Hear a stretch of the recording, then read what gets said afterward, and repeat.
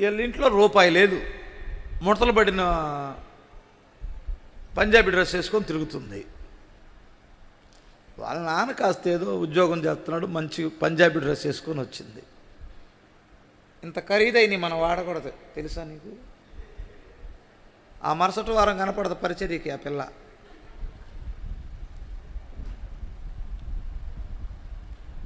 హల్లెలూయా, స్తోత్రం చెప్పు ఒకసారి. చెప్పులెంత? మా నాన్న తెచ్చాడు. ఎంత ఉంటాయి? 1000 రూపాయలు ఉంటాయి అట్టుంది. పరలోకానికి వెళ్తావా? నేను చూడు 50 రూపాయలు చెప్పులు వేసుకొని తిరుగుతున్నా. మీ అమ్మేమో ఇళ్లలో పనిచేసిద్ది, వాళ్ళ అమ్మేమో ఉద్యోగం చేసిద్ది. నీకు అసలు అది క్రమపరచాలనుకుంటున్నావా, కుళ్ళుతో చెబుతున్నావా? బుర్ర ఉందా నీకు? ఎందుకు వాళ్ళని పాడు చేస్తారు? ఏమి సరిచేయాలి, ఏమి సరిచేయకూడదు అనేది నీకు తెలియటల్లా.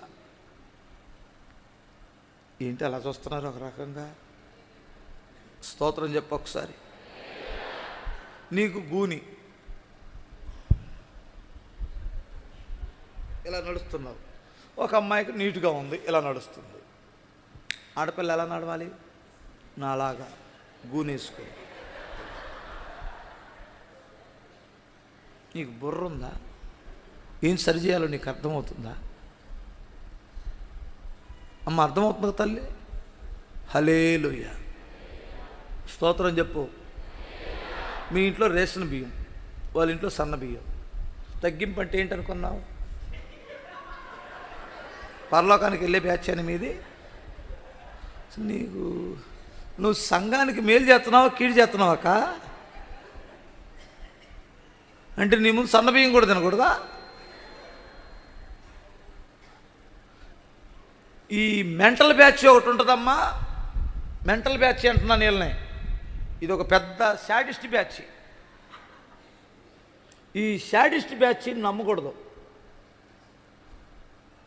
గుర్తుపెట్టుకోండి. అలా అని నేను విచ్చలవిడిగా తిరగమని చెప్పటంలా. శాడిస్టి ఆమెకి ఇష్టం లేని వాటినన్నిటిని విమర్శిస్తుంది. ఇలా మీరు మాట్లాడుట వలన దేవునికి సంతోషం లేదు అంటున్నాను నేను. నువ్వు మాట్లాడవలసింది ఏమిటంటే, వాక్యానుసారముగా తప్పు ఉంటే దాన్ని మాట్లాడు, ఖండించు, స్తోత్రం చెప్పాలి. అమ్మ నా భావన ఎంతమందికి అర్థమైంది? స్తోత్రం చెప్పు ఒకసారి. 2 చేతులు చెప్పు. పెద్దోళ్ళ ముందు కింద కూర్చో, మా కుర్చీలో కూర్చోకూడదు అని చెప్పు. తప్పే ఉంది? అర్థమవుతుందా? కుర్చీలో కూర్చొని ప్రార్థన చేయి, మాకు మోకరించి ప్రార్థన చెప్పు. తప్పేముంది? వచ్చిన వెంటనే ముచ్చట్లో పెట్టుకోమాకండి, మోకరించి ప్రార్థన చేయండి చెప్పు. అవి చెప్పరు. ఏంటి నిన్నారం ఏంటి చెత్త కబుర్లు మందిరంలో అవి చెప్పరు. ఏంటి నాకు ఇలా వచ్చింది మైండ్, నాకు అర్థం కావట్లేదు ఇప్పుడు. ఇది అవసరమేమో, నిజం కాదని నేను చెబుతుంది. స్తోత్రం చెప్పాలి. హల్లెలూయా. ఆమె ఏదో కొత్తగా వచ్చింది పాపం, 2 పేటల తాడుంది, దాని మీదే ఉంది అంటుంది ఒక కన్ను అంతా. అన్న ఏం చెప్పాడు? బంగారం పెట్టుకోకూడదని తెలీదా నీకు? బంగారం పెట్టుకోకూడదని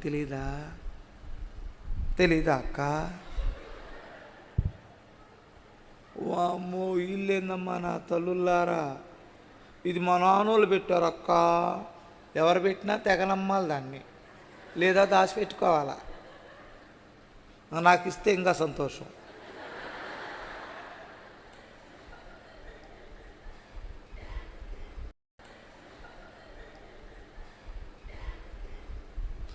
ఏమి జాగ్రత్త చెప్పాలో నీకు బుర్ర ఉందా అంటున్నాను నేను. ఇలాంటి మాటలో దేవుడు సంతోషిస్తాడని మీరు అనుకుంటున్నారా? పొర్రపాటును సంతోషించదు. ఒక ఆత్మని ఎలా పట్టుకోవాలో ఆలోచించు. అది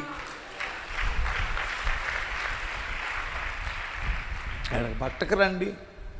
పరిశుద్ధాత్మ దేవుడు ఎప్పుడు ఏది అవసరమో వారితో దేవుడు మాట్లాడుతాడు. నిన్నెవడు అసలు వ్యక్తిగతంగా వాళ్ళని విమర్శించమన్నారు? వాక్యానుసారముగా వారు ఎప్పుడు సరిచేయబడాలో వారికి దేవుడు నిర్ణయించిన కాలంలో ఖచ్చితంగా వారే మార్చబడతారు. వ్యక్తిగత విమర్శలు మంచిది కాదు.